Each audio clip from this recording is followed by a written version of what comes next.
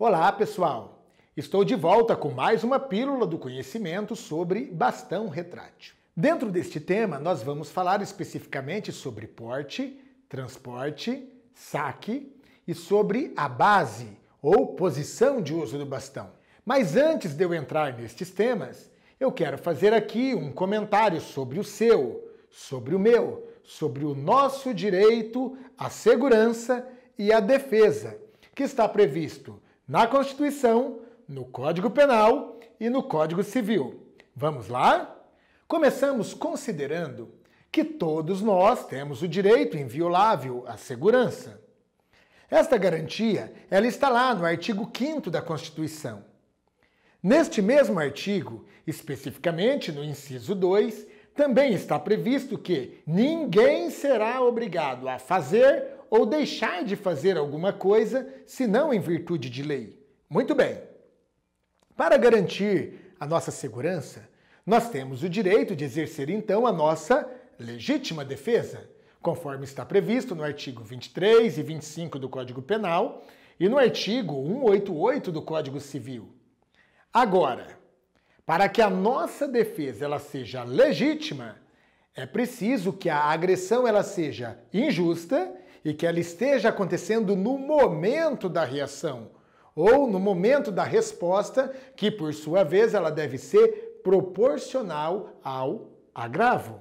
É justamente aqui que entra a necessidade de nós termos ao nosso dispor instrumentos de defesa que nos possibilite o exercício de nosso direito à legítima defesa de forma proporcional ao agravo e, obviamente, sem cometer excessos. Afinal, o mesmo artigo do Código Penal que prevê o direito à legítima defesa, ele também prevê que qualquer excesso, seja ele doloso ou culposo, é punível. Ou seja, se nós excedermos em nossa legítima defesa, nós poderemos responder pelo crime, seja ele lesão corporal, tortura, homicídio ou outro crime aplicável ao fato concreto. Agora, com essas considerações, nós já podemos avançar a nossa pauta falando especificamente sobre o bastão retrátil, que é um instrumento de menor potencial ofensivo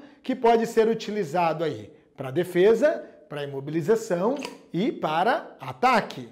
Nós vamos começar falando sobre o porte e transporte deste equipamento. E para que vocês tenham uma referência de modelo, nas demonstrações que eu vou fazer a seguir, eu vou utilizar o bastão retrátil flexível Stun Stick, acompanhado do seu respectivo coldre.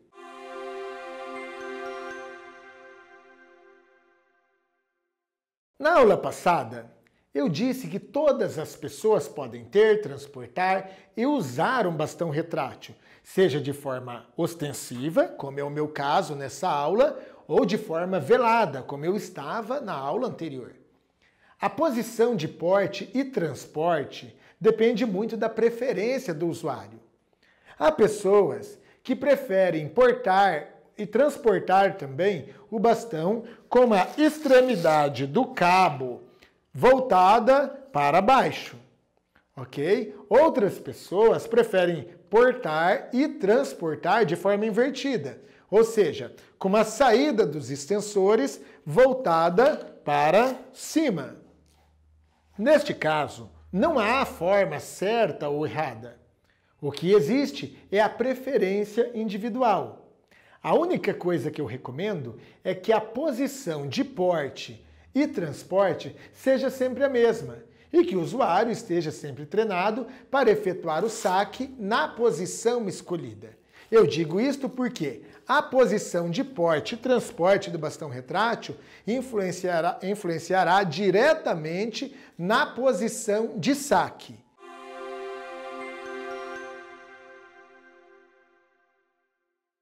A forma de saque dependerá se a pessoa é destra ou canhota.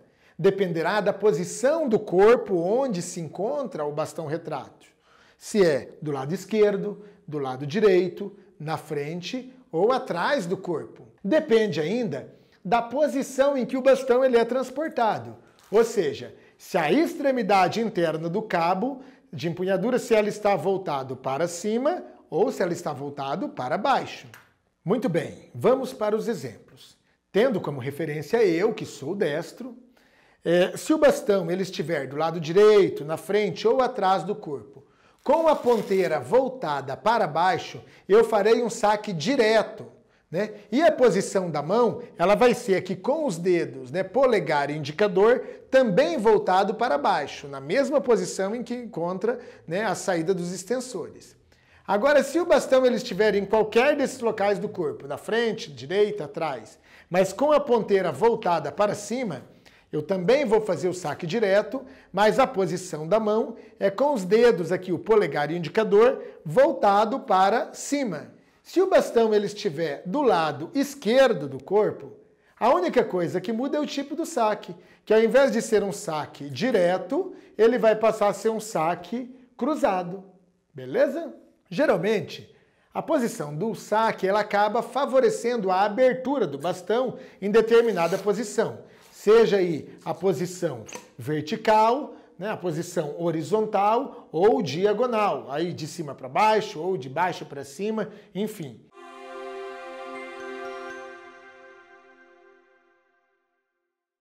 A base de utilização do bastão depende de uma série de fatores, como, por exemplo, o tipo de enfrentamento, os recursos disponíveis ali no momento e até a conjuntura, né, a conjuntura atual.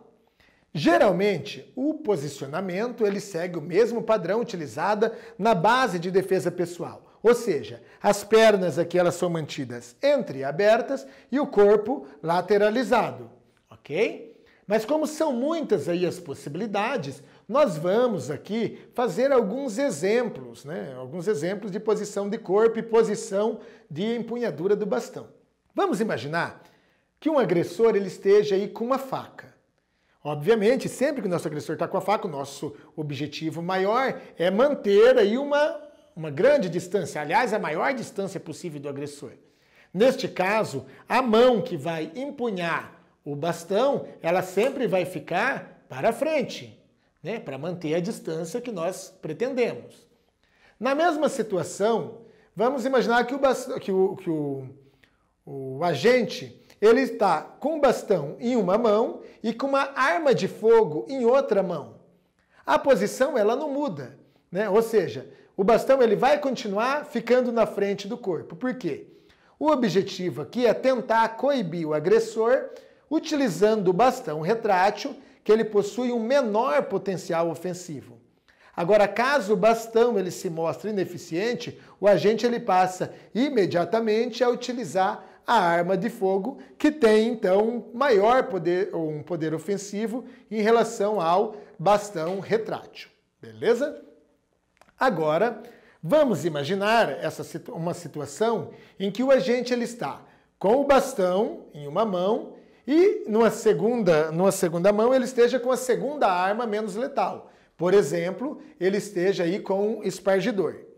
Neste caso, vai inverter a base. Ou seja, o ideal é que o espargidor ele esteja aqui na mão fraca, em frente ao corpo, enquanto o bastão ele vai ficar recuado, né, na mão forte. Neste caso, qual que é a nossa finalidade? É tentar coibir o agressor com uma arma de menor potencial ofensivo, que é o espargidor. Caso o espargidor ele se mostre ineficiente, então passamos a utilizar o bastão retrátil, que tem um maior poder ofensivo se comparado ao espargidor.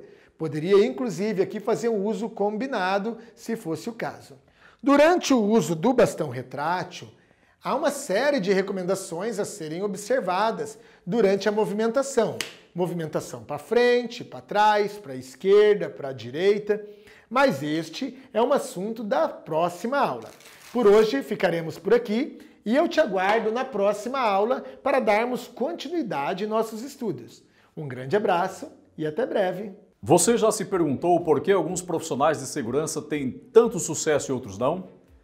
Afinal, qual é o segredo para se tornar um profissional de sucesso? Certamente um dos segredos está relacionado ao comprometimento e à qualidade dos estudos sobre segurança. Desenvolver competências estratégicas, técnicas, táticas e operacionais para o exercício de atividade de segurança é o primeiro passo para ter sucesso, para ser um profissional de destaque e também para ser uma referência na área de segurança. Se você quer revolucionar a sua carreira profissional e se projetar para um patamar de excelência em matéria de segurança, venha participar de nossos cursos de pós-graduação que estão revolucionando o ensino superior. Solicite gratuitamente o projeto pedagógico ou reserve a sua vaga através do e-mail treinamento@policiajudicial.com.br ou via o WhatsApp 41 99977 4585.